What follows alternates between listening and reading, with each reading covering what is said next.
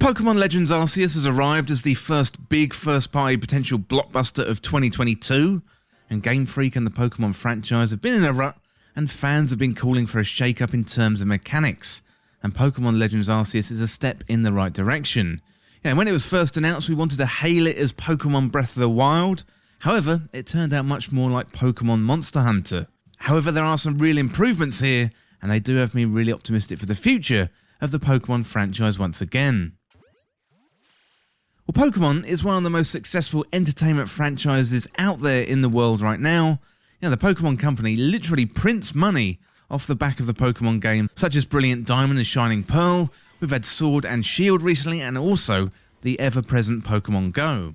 You know, these recent entries haven't quite been able to live up to the success of the early games, and that's led to plenty of remakes, including Pokemon Let's Go Pikachu and Eevee, and also, as I mentioned before, the very recent Diamond and Pearl remakes. Well, Game Freak finally announced that they were deviating from the familiar formula with Pokemon Legends Arceus, and this one was going to iterate on the wild areas seen in Sword and Shield, and finally we'd see Pokemon out there in the wild as we've wanted for years. Well, Pokemon Legends Arceus sits in a strange place. It's not a mainline Pokemon entry. This is its own side quest of a game, much like the Let's Go series, so it does feel like an experiment that, if successful, features of the game could be worked into the main series. And having spent tens of hours with the game, I really hope they bring a lot of elements from Arceus, because this is the most fun I've had with Pokemon for years and years. Well, Pokemon Legends Arceus is set in the Hisui region, which is supposed to be a long time ago, and it's similar to a feudal Japan version of the Sinnoh region that we visit in Diamond and Pearl. So there's definitely some familiarity with the landscape. And this is a time before humans and Pokemon live side by side, and they still live out there in the wild regions, and you got wooden Pokemon balls. They've only just been invented. The structure of the game is quite interesting. So we've got the main hub town called Jubilife Village. This is where we start out, having dropped through seemingly a time portal in the sky to arrive in the Hisui region. Now, Jubilife Village is where the Monster Hunter comparison comes from, as we use this as our base and go out each day to scout out, hunt, and study Pokemon. So it's not like Breath of the Wild, where we can simply walk into something that we see in the distance from Jubilife Village. It's much more contained into zones, where we have to load in between each one. There's a sense of Breath of the Wild freedom once we get to one of our open destinations, but it's not quite the open world Pokemon adventure that we may have wanted after seeing the first trailer. Well, in terms of the story, you sign up to be part of the Galaxy team, and these are recent arrivals in this land where existing Diamond and Pearl clans argue over differing versions of their gods. And strange lightning has come out of the sky and shocked their noble Pokemon, causing untold damage, and it's up to us to find out what happened to the noble Pokemon, all the while studying and recording details of all the Pokemon in the region in the Hisui's first Pokedex.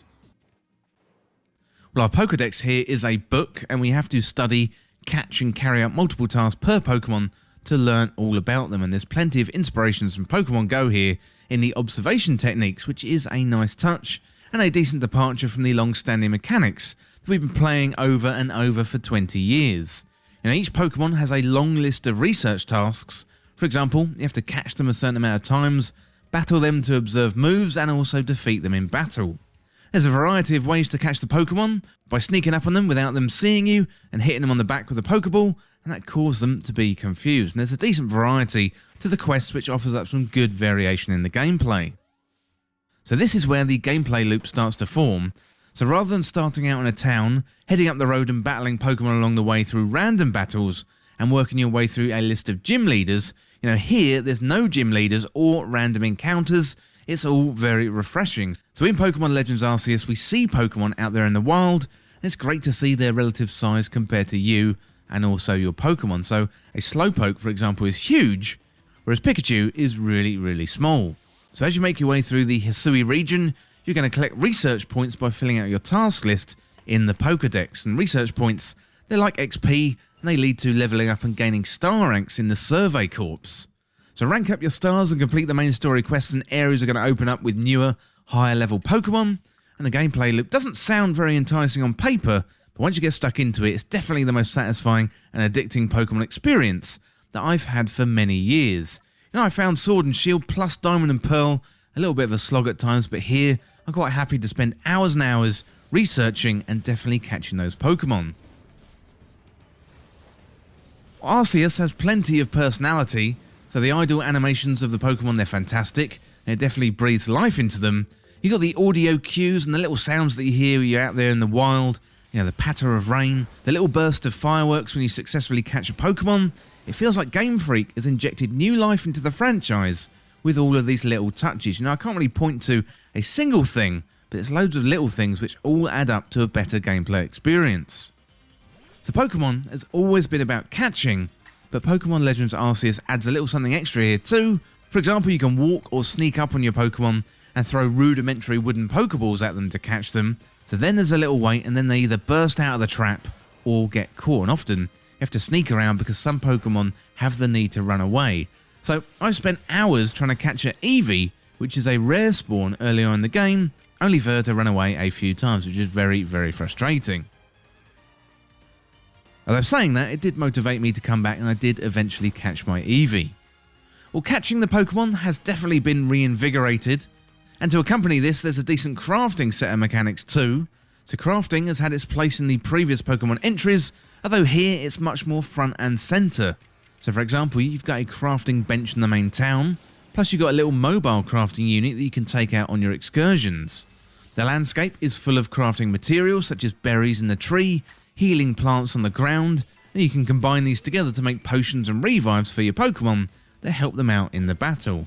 And one neat feature here is you can throw Pokemon against a tree, and it's going to remove all the berries in one go.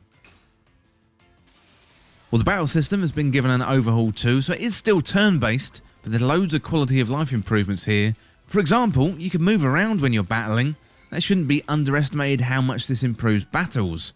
So effects from fire, ice and paralysis tend to be shorter and easier to recover from, plus you've got the new agile and strong style moves. So for example, the strong style will increase the attack damage, but you're going to be slower, and the agile moves may be faster, but you're going to inflict less damage.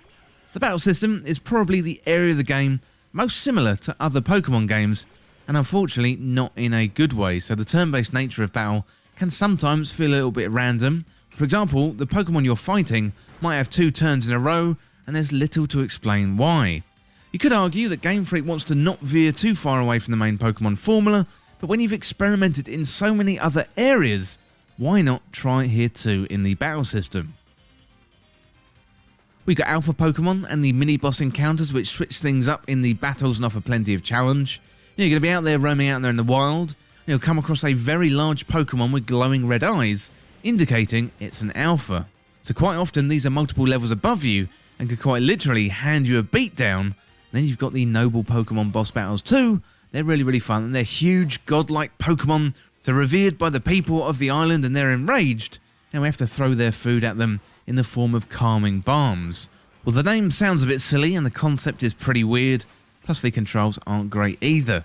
So you have to throw food at the noble Pokemon until you can throw out a Pokemon to whittle down their health to 0 without losing your Pokemon or blacking out from the fight. Now it's kind of mechanic soup and doesn't really manage to pull itself together in a coherent way at all. But saying that, there is plenty to like here in Pokemon Legends Arceus.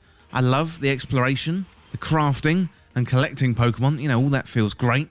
And the performance does let the game down, so if you've been following the conversation, then you're going to recognise the discontent from the graphics, and I heard the game described as a GameCube port to the Nintendo Switch.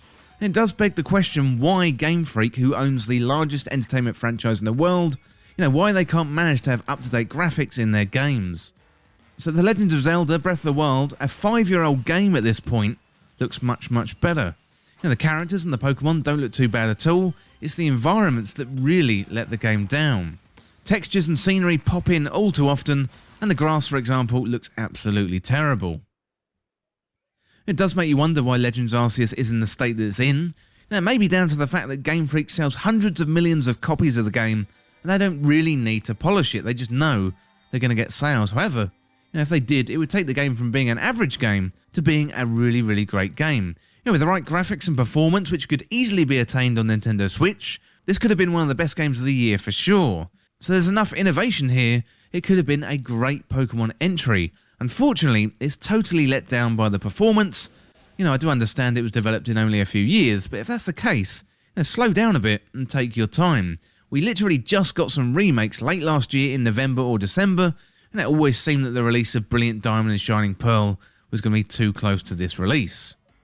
With that said, I've enjoyed my time with Pokemon Legends Arceus, and I will be going back to it again.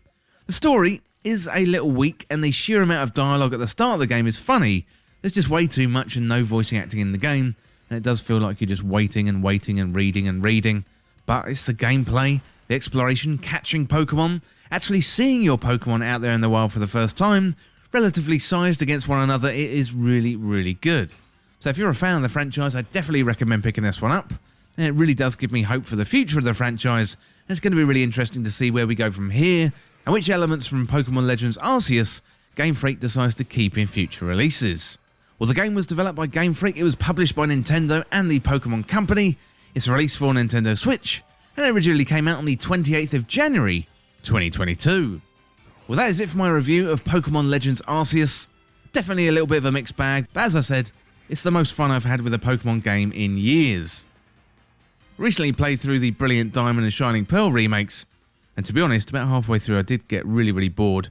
Now I'm really looking forward to going back to Pokemon Legends Arceus and joining in with the endgame. And as always, thank you so much for watching. Hit that subscribe button down below and subscribe to This Week in Video Games. Or you can check me out on Twitter at TWIVG Podcast.